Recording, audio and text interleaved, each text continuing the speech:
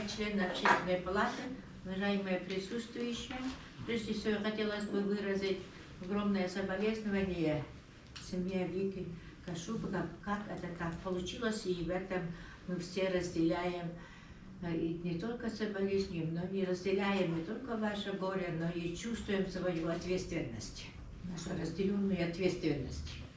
Еще будучи депутатом Госдумы, мы принимали первый закон о кошках и собаках. Тогда даже не было такой необходимости, как будто такой, какая сейчас. Мы просто хотели упорядочить, исходя из Брюсселя того же, и из эпидемиологической ситуации. А сейчас, как вы видите, ситуация людоедская. Да. И мы не можем сейчас по этому поводу искать какие-то оправдания нашим действиям. И спасибо Общественной палате, что сегодня собрали тех, кто причастен к этой проблеме с разных сторон. Надо отметить в этой ситуации совершенно не человеческой ситуации, тем не менее мы говорим тем языком, который у нас присутствует. И этот язык совсем далек от того, что мы хотели бы добиться. Во-первых, проблема имеет философско-культурологическая суть. Еще Аристотель говорил, человек – мера всех вещей. Он превыше всего, а у нас все приравнены. Особенно собаки с человеком. Как это допустимо? Это философский неверный подход. Человек – мера всех вещей, и вся западная цивилизация на этом построена. На этом постулате до сих пор. И второе, просто чуть-чуть уходя в сторону, хочу напомнить, что в 2014 году президент Америки Обама объявил якутскую скот на острове Чириково национальным достоянием Америки. За то, что они способны жить в холоде и питаться одной травой. Мы же думаем, как собак утеплить. Бродячих, которые родились в наших же природно-климатических условиях.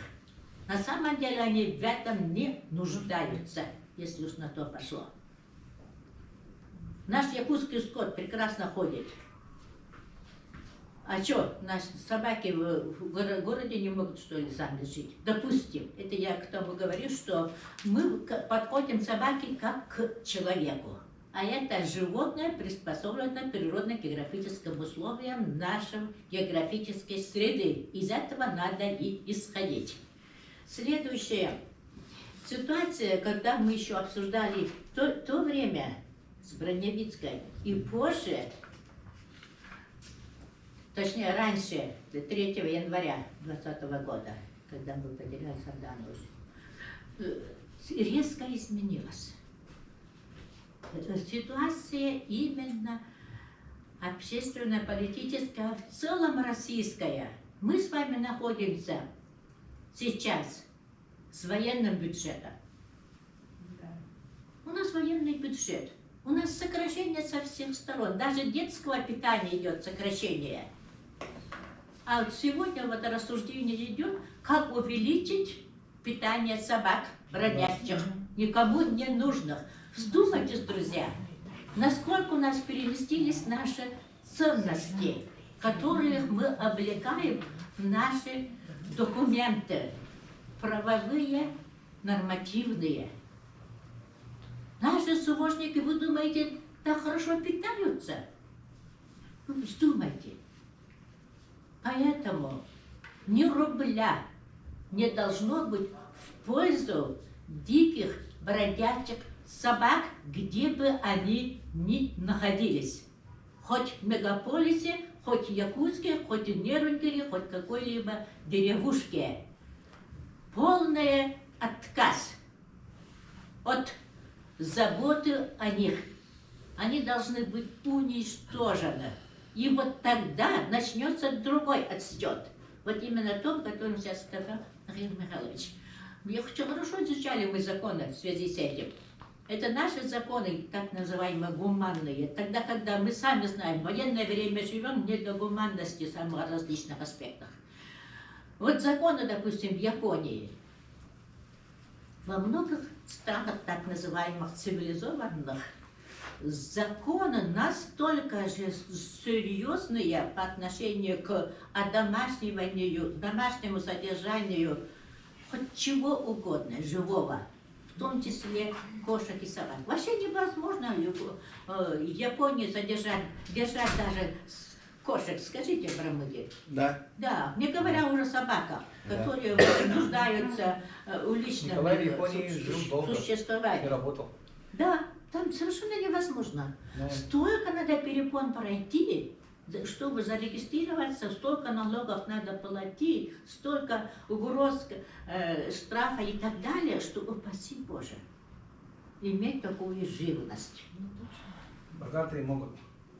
Это редчайшие люди. А у нас, понимаешь, ребенка захотелось, или там чему-то. Вот. А бедная кошечка, бедная собачка здесь мерзнет, надо его подобрать. Вот так. Подбросили. Да, И- как угодно.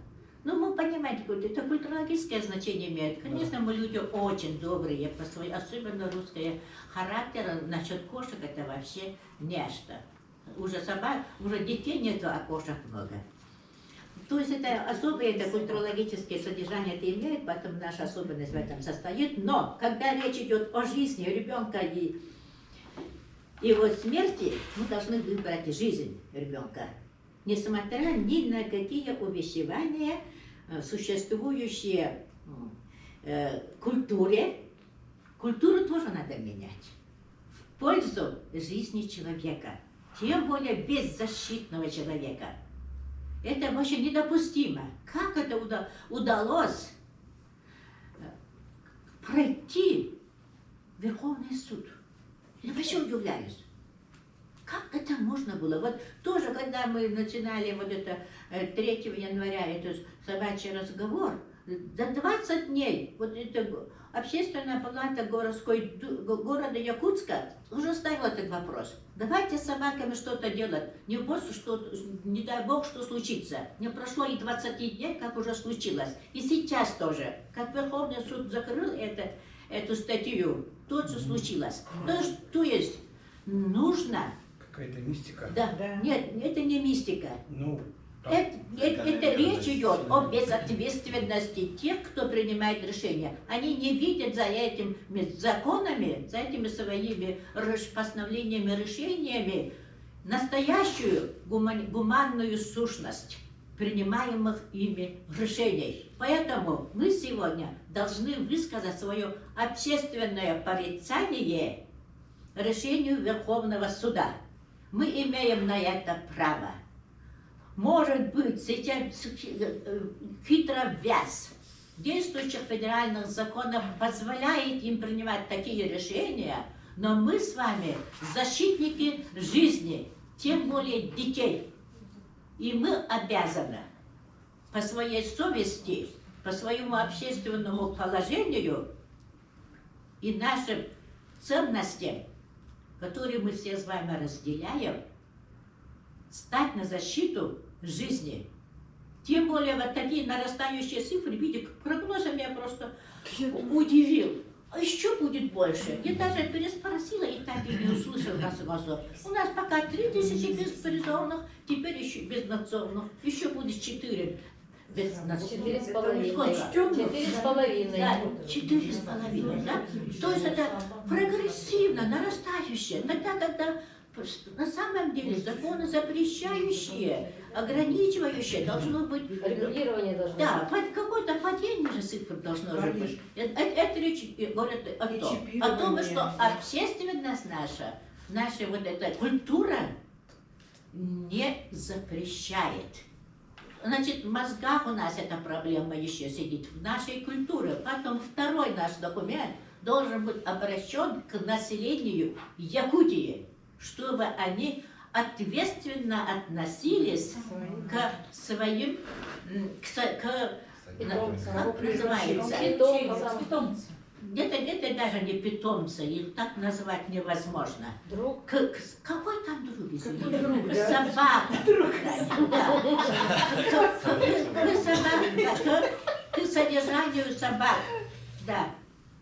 Пока законы подтянутся, у нас будет сколько угодно страшных случаев. Поэтому нам нужно напрямик обратиться, как часть публичной власти, к населению. И сегодня мы должны выйти с обращением к населению. Прекратите. Кормить.